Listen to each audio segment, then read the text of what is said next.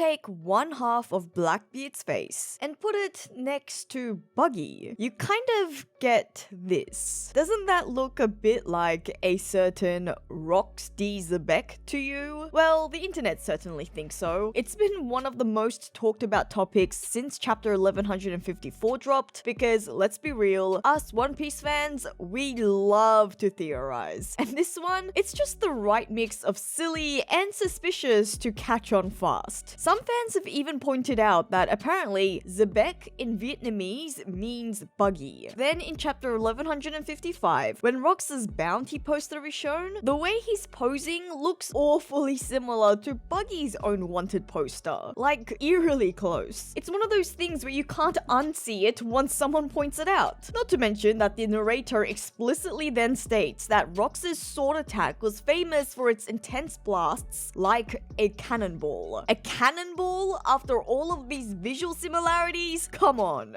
And look, I'm not saying that Buggy and Blackbeard are secretly brothers or anything, but I do think that Oda might be having a bit of fun with us, because the moment Rox's face was revealed, the fandom immediately lit up with side-by-side comparisons. One half clearly resembles Blackbeard, the other half suspiciously like Buggy. The grin, the brows, even the way the face is framed. It's just enough to make you stop and go, wait. So before we unpack this even further and find out all the other hints and clues that Oda may have sprinkled in throughout the series, make sure to subscribe to the channel for more One Piece discussions, and also to help out a fellow One Piece fan get to 100,000 subscribers. So look, I'm not gonna call this a real theory, but I do think it's hilarious that Oda might have seen all the years of fan chatter, you know, about Buggy's absurd luck, the fact that Oden calls him Buggy Jiro, where Jiro means second son in Japanese, and to be fair, that was in the context of Shanks most likely being the first son. But now all of this may mean something entirely different, considering that there is now a theory that Buggy is Zebek's other son and Blackbeard's brother. So then add in these visual similarities, and it really feels like Oda has just decided to lean into the chaos. Almost like he thought, you know what, I'm going to draw Rox to look exactly like the two most chaotic Yonko and just let the internet spiral. So while I wouldn't bet my berry stash on Buggy being Rox's other son, I would say that this feels like one of those classic Oda moments where he gives you just enough to keep the discussion alive. Whether it's lore or just trolling, who knows? Either way, it's working.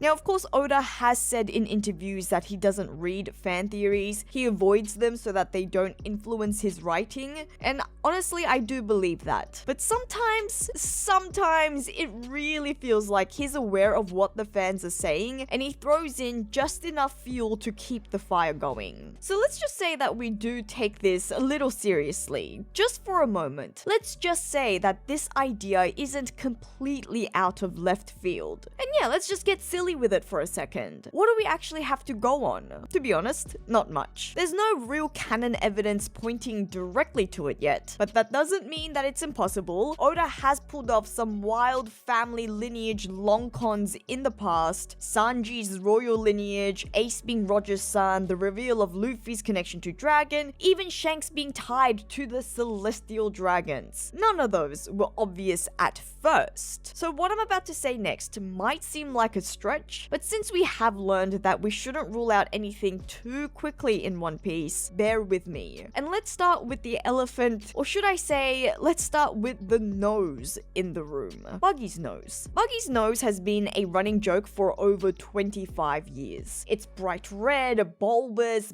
big, and as I started paying more attention to Buggy's appearance, his facial features, his similarities with other characters, I started thinking we actually don't know whether Buggy's nose is real. Considering his clown design, the natural assumption is that his nose is part of his clown attire. The jester hat, the big shoes, is his big red nose his actual nose or just a part of a costume? I have to say, if it's the latter and it's not real, there's never been a scene where it falls off or gets knocked loose. Not even during battles where Buggy's literally being blown apart. And yet, there's also been no confirmation confirmation that it is actually a part of his body either. And in a world as quirky as One Piece, it's not unthinkable that the nose could be real. In fact, I would even posit that this is actually really his nose. After all, we have seen him with this same big red nose even as a child, and we also know that he's quite sensitive about it. That is part of the whole gag. So I do actually think it's even likely that Buggy may have built his entire clown persona around his abnormally large nose. It's part of this complex, and he's built his entire clown personality so that it matches his nose. But I do also have to acknowledge that it's entirely possible that this nose isn't real. What if this iconic red nose is actually a disguise, a cover hiding something underneath? And what if that something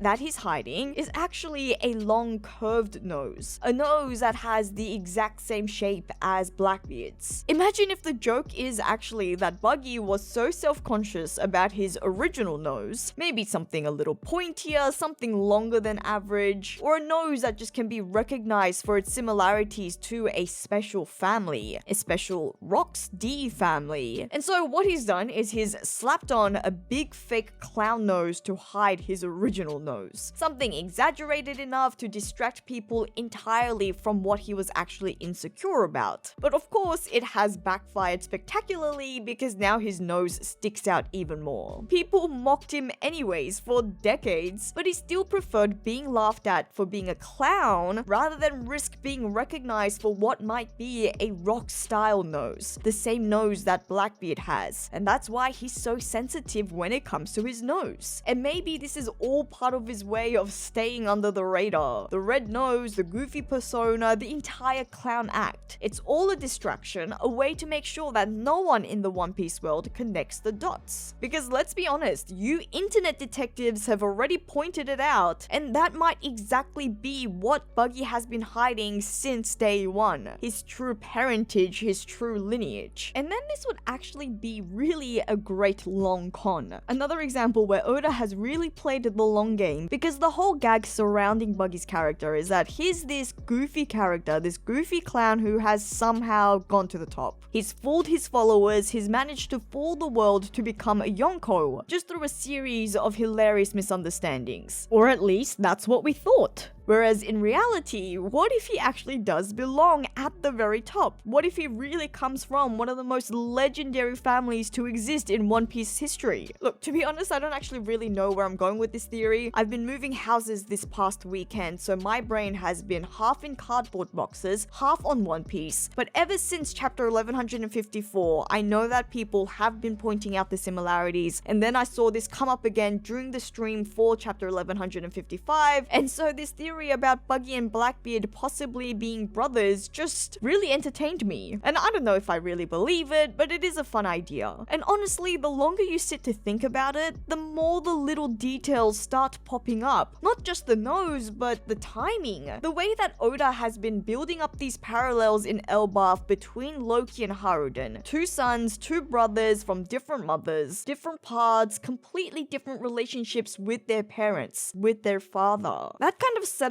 feels like it could be a mirror to something going on outside of Elbaph too. Maybe something with Buggy and Teach. The fact that these two potential brothers ended up on opposite crews, Roger and Whitebeard, two legendary crews, but then they've since made it to become Yonko in their own rights. Their unique relationships with other key figures in the story like Luffy and Shanks. Not to mention how Buggy was actually the first person to alert Shanks to the fact that Blackbeard is weird. This guy doesn't sleep. Imagine if that wasn't just an observation that he happened to make, but Buggy always knew that there was something weird about his half-brother. That was something that was shared amongst the family. And look, maybe I am just overthinking things, but I just find it all very, very interesting. And so if you have any other dots that I haven't connected, please throw them in. Let me know by leaving a comment below, because I genuinely want to hear more takes on this. One Piece theories are like a buffet. You don't need to eat everything, everything, but sometimes something weird ends up being your favorite bite. Anyways, I do have to say that even if Blackbeard and Buggy aren't actually related, at this point, I am fully expecting Buggy to be somehow related to someone within the Rox Pirates. My money's on Captain John for now because that's a name that Buggy's mentioned since very early One Piece with a strong intent to find his treasure, only for us to later find out that Captain John was also once a part of Rox's crew. And now, well, we're finding out that everyone has a famous family. Plus, we have all of these mysteries and odd details from way back when becoming so extremely relevant today. So it's time for us to revisit that side story involving Buggy and Captain John's treasure. First of all, it has always intrigued me. Of all the treasures that exist in the One Piece world, why was Buggy so fixated on that one? Why Captain John's treasure? Because this is another one of those plot threads you just know is going to have huge relevance later on because of how deep Oda has embedded it into the story. It may just feel like a minor side story, but it actually has remained relevant for a really long time. I mean, think about it. We first find out about this so-called treasure all the way back in chapter 233, which, mind you, chapter 233 is actually a major chapter. We find out so much information. It's when we first see the Gorosei for the first time. We meet Kuma and Doflamingo for the first time. We find out that Whitebeard is the strongest man in the world. And this is all happening within the Jaya arc, the Skypiea saga, which we know ends up being hugely important to the rest of the series, what with all the sun god Nika stuff. So I do think there is a great chance that Oda was hiding so many more secrets, so many more hidden details within this chapter. And then fast forward a bit, because at Thriller Bark, where we actually meet the zombie form of Captain John, we then see of all the treasure, of all the loot that the Straw Hats find, Luffy picks out this specific armband. Something that Nami doesn't even pay attention to because it's not shiny, no gemstones, doesn't seem special, but to Luffy, it stands out. And so Nami dismisses it as some sort of costume jewelry, but we all know about Luffy's intuition. Luffy has great gut feeling. And in some ways, when you go back to reread this chapter, I almost feel like the armband chose him. Like it was all a work of fate. Because later in Impel Down, Buggy then gets one step closer to Captain John's treasure when Luffy exchanges it in return for getting help to find Ace. And then we find out later on that Captain John was also a part of the Rox Pirates. I mean, come on, there is no way that all of this isn't building up to something major. I've always also found it especially intriguing, dare I say, even suspicious, that we never got a follow-up as to whether Buggy found the treasure or not after the time skip. Considering this was a pretty central focus for him, even after the Marineford War, we see Buggy excited sharing his good news with Alvida. And then this never gets touched on again. We still follow Buggy's trajectory in the New World, but we never find out whether Buggy went back and found the great treasure at that Skullhead Island. And that's always sort of made me question why. Why would Oda not reveal whether Buggy indeed went and found some great treasure, unless this great treasure is actually even more important than we realize? I mean, I'm sure I don't need to point out again that John was once a member of the Rox Pirates, because this might mean that the treasure that he's hidden could be one of the legendary devil fruits that the Rox Pirates stole during the God Valley incident, or maybe based on the recent chapter 1155, it could be as simple as being just a massive gold reserve, because we do now know that Hachinosu was once sitting on top of lots and lots of gold, and Hachinosu is where the Rox Pirates formed. But I just feel like everything points to there being a lot more. And I would even like it to be a little more sentimental or more meaningful, in the same way that Blackbeard's pursuit of Zebek's course has been much more personal. And so the fact that Buggy has been so obsessed with John from very early on in this series, I think it just makes more sense for this to also have a bit more of a personal touch. And then we also know that Captain John eventually died at the hands of his own men, because Oda revealed in SBS Volume 49 that John's own crew stabbed him after they found out that John had been keeping this great treasure a secret from them. And I actually think that's a really interesting crew dynamic, a very different dynamic between the crew and their captain that we don't really see much of in One Piece. And it's especially funny because we also know that Buggy lies to his crew all the time, misrepresenting how strong he is or how important he is, but his crew idolizes him and believes his every word. And I wonder whether this is just some sort of family trait, constantly lying to your own crew,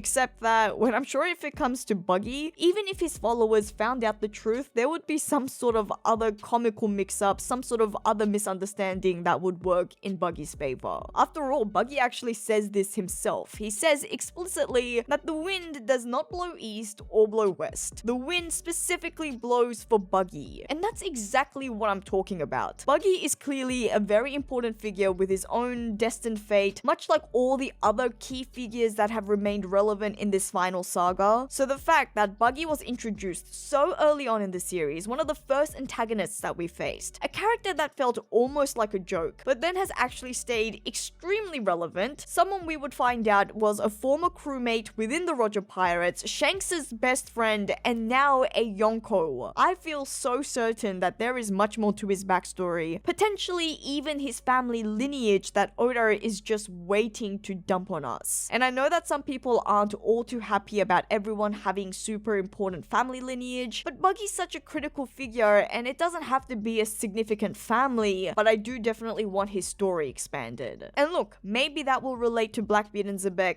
or maybe only to Captain John, or maybe to another Rox member entirely, but to consider this, I do think we have to have a much greater discussion about the Rox Pirates themselves, and don't you worry because I have plenty of thoughts about the Rox Pirates as well. But like I said, I have just moved houses and I have barely settled in, and I just had to share these crazy thoughts with you for now, but I have so much more to discuss and it is a break week, so please do subscribe to the channel for more One Piece discussions. Let me know what you thought about this idea by leaving a comment below. You can also share and like the video, or you can even become a channel or Patreon member to support the channel further. But as always, thank you so much just for listening to another one of my crazy ramblings. This is JoyGirl and I'll see you again soon.